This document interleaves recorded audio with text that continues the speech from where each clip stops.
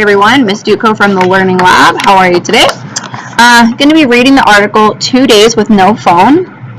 This is an article you're going to be reading in class. I'm just going to go through and read it and stop to talk about some things that might be important for you as you're reading it.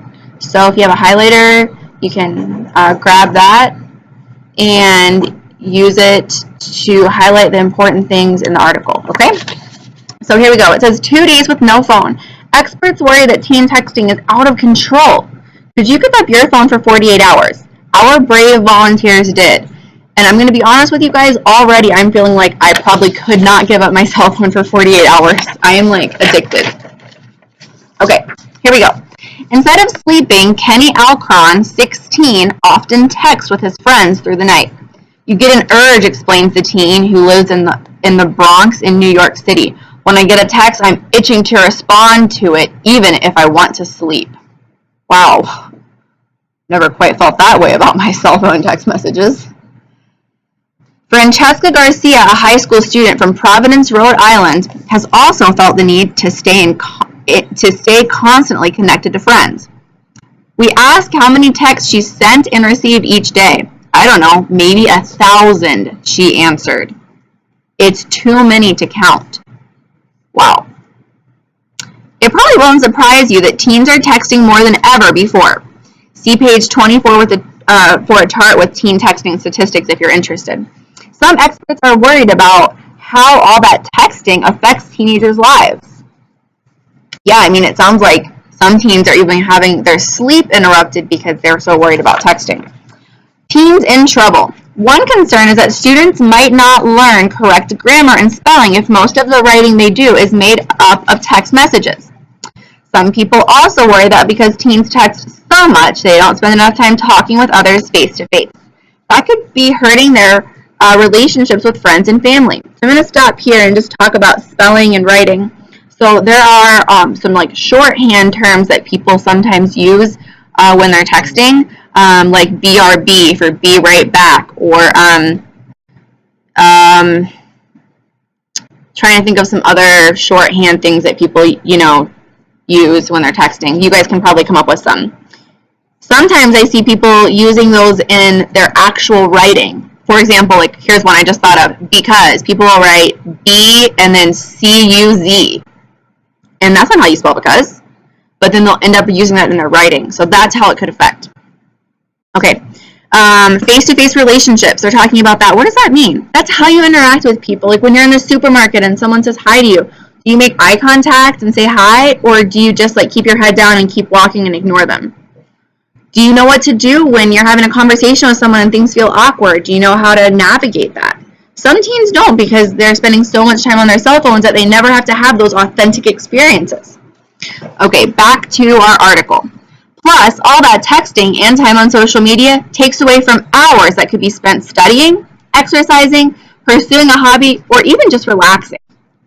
Dr. Elizabeth Dodwell is a professor at Villanova University in Pennsylvania.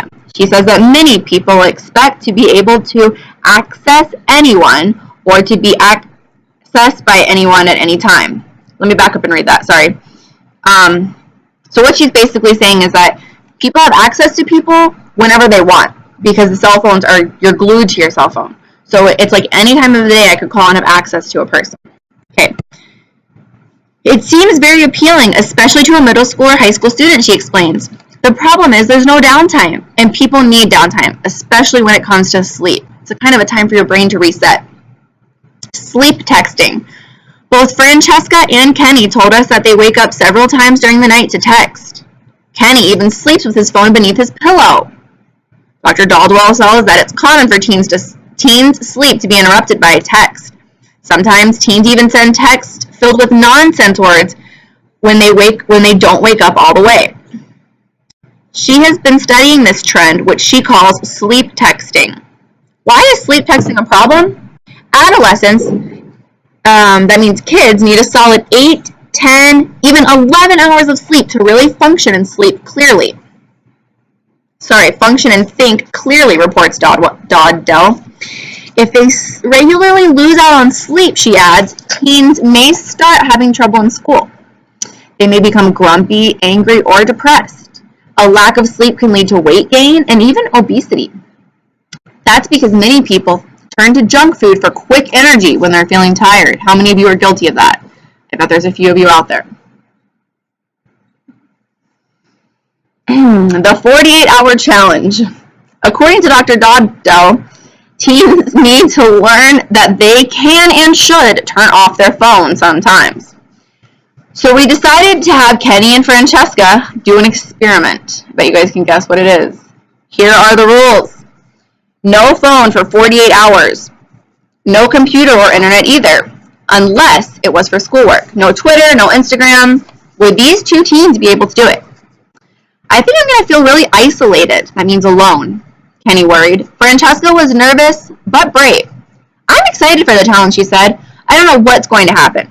Kenny and Francesca handed their phones to their mothers for safekeeping, and the challenge was on. The results. We caught up with Kenny and Francesca after 48 phone-free hours. Wow, it was pure torture, Kenny joked. But though life with no phone wasn't easy, he admitted it had its benefits. Sure, Kenny missed his friends, and he was sad at times, but he also felt relief from the constant texting. Sometimes it's teenager drama, people gossiping, he explained. I felt less stressed because I didn't have to be involved in that. Instead of texting, Kenny went to the gym and caught up on schoolwork. The first night he told us, I slept for 18 hours. He also spent time sitting with his family and talking. Kenny's mom helped him with homework for the first time in 2 years. Kenny said, I felt closer to my parents during this time. Francesca had an even happier result when she put away her phone. I loved it, she said. I was going to the gym and hanging out with my friends and even playing basketball. I had a wonderful experience. She said she also slept better. Francesca decided to continue the experiment for a while. I think I'll be so much smarter and healthier, she explained. Everybody in the world should try it at least once. Kenny doesn't plan to give up his phone again, but he now knows that he can live without it. Said the teen, it was a reality check for me. So they did find some positive things. Okay, I'm going to read signs of addiction up here. Many teens report troubling problems when they try going without phones and technology. One recent study asked students to give up phones and electronic media for 24 hours. The result? 1 in 5 people experience changes in their bodies or emotions that are signs of possible addiction. Look below for some warning signs. So, feeling anxious, lonely, worried are signs. Thinking that you hear your phone ringing or vibrating even when it's not there. Strong cravings to pick up your phone and check your messages. Nauseated or sick feeling on your stomach. Fidgeting or being unable to sit or stand still. So, and you know, something to just remember if you're reading this is that there are different levels of addiction. You know, maybe you're not so addicted that you get up and check it in your sleep, but maybe you sometimes do think that you hear, you know, bing for a message and it didn't, okay? So, interesting experiment here. So, the next thing that you're going to be doing is citing your evidence. It's this paper here, okay? And it says you're reading the 2 Days with No Phone, which we just did. And then you're answering some questions below. So question 1, let's just go through it together so you have an idea of what you're doing. What effect might too much texting have on a student's relationships? Response and text evidence. So, I remember reading in the text about this. I'm going to go back and look. Here we go. So I'm going to highlight this and then I'll show you where it's at. It's on page 5. It says, some people also worry that because teens text so much, they don't spend enough time talking to others face to face. And that could be hurting their relationships with friends and family. Here's the highlighted part. So you could go back and highlight that, and you could write that down in your text evidence box here. Okay?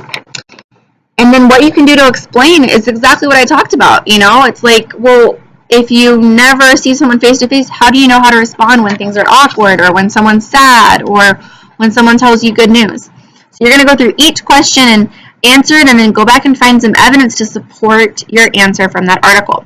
All right, I am off for new things. Hope you enjoyed the video and see you soon.